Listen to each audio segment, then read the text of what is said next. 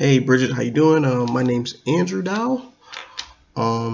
Just going to do a response to your discussion post. First, I want to say good job. I like that you used a lot of the statistical information from the chapters, especially pointing out things from the early childhood. And you're right. In the past, they didn't concern themselves with what went on in younger women's life, and now they're focusing on what's happening with what's going on in the homes as far as abuse, emotional abuse, sexual abuse. Maybe that's what's triggering these outbursts and criminal acts of women. Another thing that you brought up with the whole boys will be boys thing, that is something that has been going on in the past.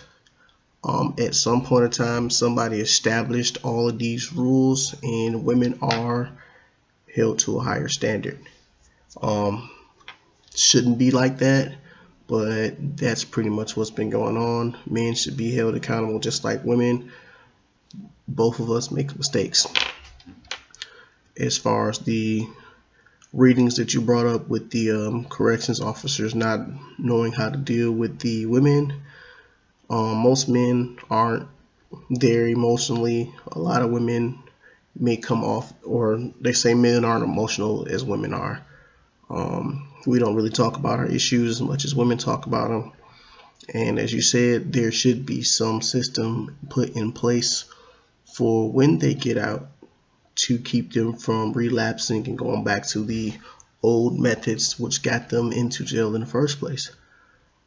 There aren't many programs, and as you said, budget cuts, all of that stuff happens. So in reality, we are failing those that we're placing in the correction system and putting them back in there. One thing that I have noticed with the correction or so-called correction system that we have in place is the likelihood that we have repeat offenders. And what happens? Why do they repeat? Why do they go back? What's preventing them from getting better and not going back? And one thing that we do with these charges is they create a record, which ends up being public information, or people can access it publicly. Some misdemeanors and felonies prevent people from getting certain jobs. So in a sense where the cost of living continues to go up, but the minimum wage doesn't go up for people to support themselves, if they're not allowed a chance to work because of something they did 10 years ago, 5 years ago, when they're trying to do better, if they don't get the opportunity because of the system, granted it was a mistake, but the system holding them accountable for that mistake, and they can't work to survive, then sometimes they feel that it's best to resort back to what they were doing because that's their only means of survival.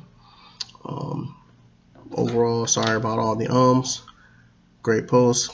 Good job. I look forward to seeing more posts from you in the future.